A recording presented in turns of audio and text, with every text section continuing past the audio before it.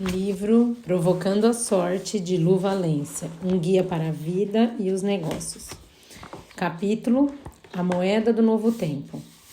A moeda é o que mais vale no sistema de riquezas. A moeda nada mais é o que vale, o que tem valor em um sistema de troca de benefícios e riquezas e o que nos define como está o nosso menu de escolhas e, portanto, como vivemos e sobrevivemos. Para a gente poder entender um pouco sobre esta nova moeda, é necessário ir um pouquinho lá para trás, para nos tornarmos conscientes de que existe essa moeda sim, mas que ela mudou e muda. Vamos voltar no tempo para entender as moedas que passaram pelo homem. Primeira moeda, as armas. Na primeira época da pré-história, quem tinha o poder da escolha era quem tinha o poder de sobrevivência. Naquele momento, quem tinha o poder de ter uma vida melhor era quem tinha uma arma para caçar. Quem não caçava, morria de fome. Segunda moeda, os animais. Numa segunda era, mudamos um pouco. O homem começou a criar animais, pois viu que não adiantava ficar matando todos e depois não ter o que comer. Então entendeu que era preciso adestrar esse animal para fazer com que ele produzisse outros animais. Assim, quem tinha essa capacidade de produzir, de ter mais animais, tinha mais carne para comer, mais leite para beber e mais pele para se proteger. Ou seja, a moeda passou a ser os animais. Quanto mais animais eu tinha, mais poder de troca eu tinha. Por exemplo, se eu queria uma coisa, eu trocava isso por uma cabra ou por uma vaca. Era uma moeda de troca que permitia às pessoas viverem melhor, terem condições de sobreviverem mais e de fazerem suas trocas de benefícios e riquezas. Terceira moeda, as terras. Depois passamos para outra época, a de quem tinha terra. A terra é vitalícia e aí começamos a conhecer os grandes coronéis. Quem tinha muita terra tinha poder e podia fazer com que os outros trabalhassem para ele, como era com os animais. O homem entendeu que não eram só os animais, agora ele também precisava de terra para que os animais dele se alimentassem e se reproduzissem mais. Logo, quanto mais terra eu possuía, mais rico eu era, e com isso veio a luta pela conquista das terras, da qual os países conquistadores queriam ter mais terra, pois assim podiam produzir mais comida e criar seus animais. Quinta moeda, o conhecimento. Depois chegamos à era do conhecimento, em que muitos de nós já vivemos. Quanto mais eu sabia alguma coisa, mais diferencial eu tinha em relação aos outros. Assim, quem tinha um diploma, quem sabia um pouco mais, quem tinha acesso a um curso, tinha mais chances de ser aceito no mercado e ganhar mais. Aqui, quem tinha um diploma se dava melhor. Porém, com o passar do tempo, uma nova moeda apareceu. Percebeu-se que conhecimento é diferente de informação. A habilidade é quando você executa e implanta a habilidade dentro de um plano. É o que te traz a sabedoria. A sabedoria nada mais é do que a execução. Então, o mundo percebeu que apenas o conhecimento não gera riqueza, que era preciso desenvolver as habilidades executando. Assim, novamente, a moeda muda. Mas muita gente ainda permanece na era do conhecimento de querer saber, aprender. E isso não é mais a garantia de absolutamente nada. Sexta moeda, competência de ação. Vivemos hoje da competência de ação. Competência de ação é o quê? É saber fazer, ter habilidade em campo, como o jogador de futebol. Ele pode fazer um monte de cursos, mas se ele nunca entrar em campo para jogar, ele não vai ter competência de ação. E se você fosse técnico, você colocaria em campo num jogo decisivo aquele cara que estudou tudo sobre futebol, que sabe tudo sobre futebol, ou o cara que desde pequeno joga lá na quadra do bairro dele. Eu vejo muita gente rica, mas pobre em conhecimento. Conhecimento só tem validade quando ele é aplicado. Há tanta biblioteca mental empoeirada por aí. As pessoas estão com obesidade de informação, obesidade de conhecimento, mas estão sem competência de ação. Quando você é escolhido e quando você escolhe é pela competência de ação, não pelo conhecimento. Até mesmo quando você escolhe se aliar a alguém, quando você é escolhido para você estar dentro de um projeto onde rola a troca da moeda, que é a riqueza, é o dinheiro, não é o que você tem que vai fazer a diferença, é a competência daquilo que você tem, daquilo que você diz que você sabe fazer. Não é o saber, é o saber fazer, saber como lidar, saber executar, é o executar mesmo. A pergunta é: eu tenho uma competência? Qual é ela? Escolha algo para ser competente, mas competente com amor. Hoje a competência exige tocar no coração das pessoas. Mas como é que eu me conecto? E o grande ponto que hoje é exigido nessa nova era. Hoje a conexão com o outro é vital para sobreviver ou para viver. É saber se comunicar, é saber comunicar isso que você tem. Muitas pessoas têm coisas incríveis, seja seu serviço, produto, seja o que você faz e já são competentes, mas ainda assim parece que as coisas não vão para frente. Sabe por quê? Porque você não está sabendo comunicar.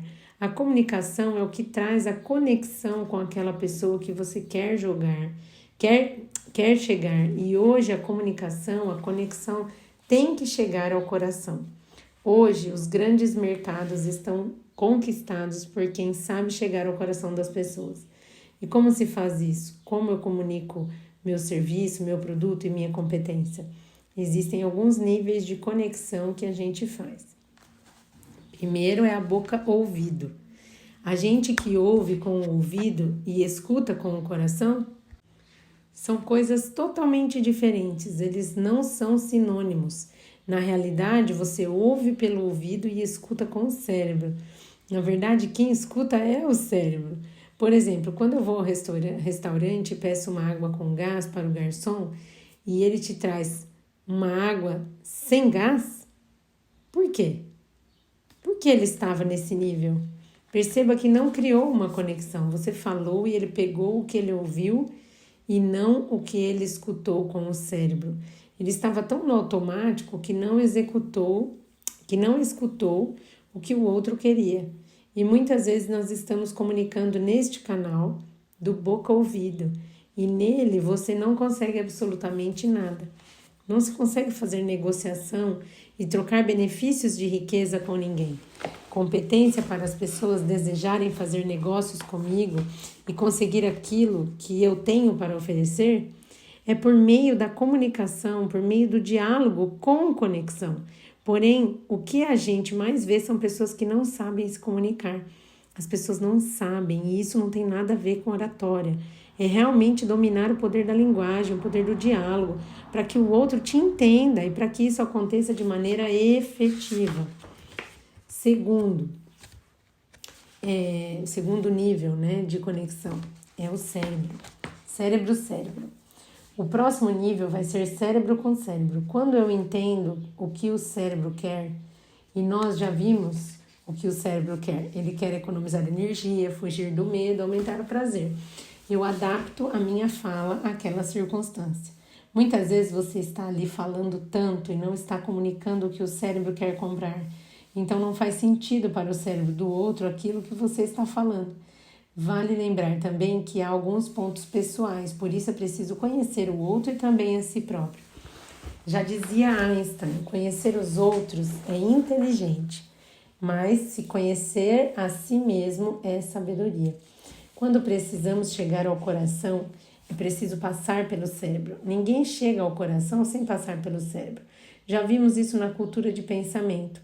Então, quando eu entendo que o meu diálogo daquela competência de ação, que eu já entendi que é a moeda de troca que as pessoas procuram, eu consigo comunicar conforme o cérebro quer comprar. Depois que a gente consegue mostrar dentro da competência que você vai ajudar o cérebro a economizar energia, a fugir de um medo e a aumentar um prazer, imediatamente eu passo para o canal número 3, cérebro, coração.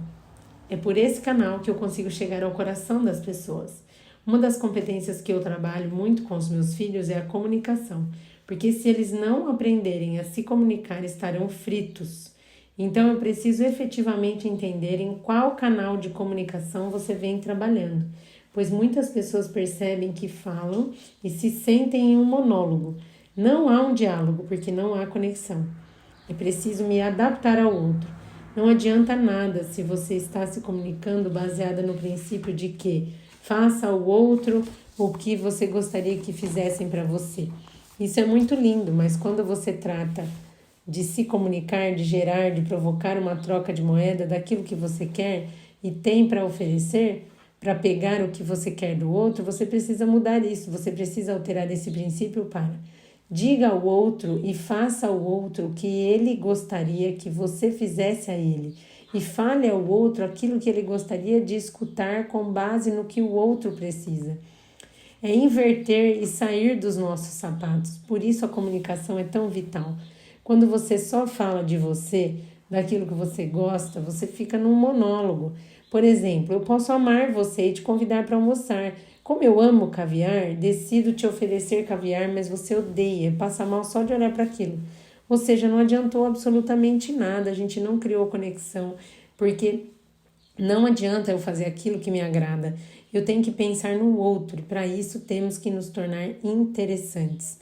Quando você adequar sua comunicação e o que você tem a oferecer para aquilo que ele quer, exatamente aquilo que o cérebro dele está buscando, você torna a sua mensagem interessante. Uma das competências mais importantes é contar histórias. Aprender a contar histórias é a forma mais eficiente de garantir que a sua competência encontre o coração do outro. Outro detalhe é a linguagem adequada.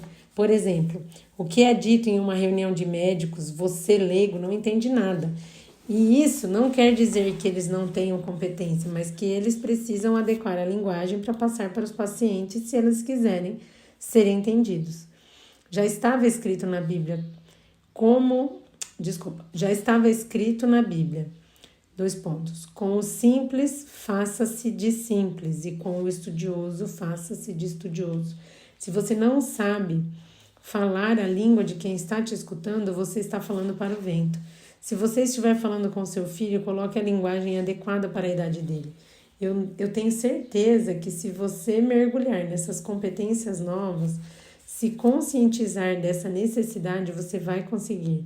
Lembre-se, conhece-te a ti mesmo. E tudo isso é se conhecer. Você precisa se olhar, se exigir.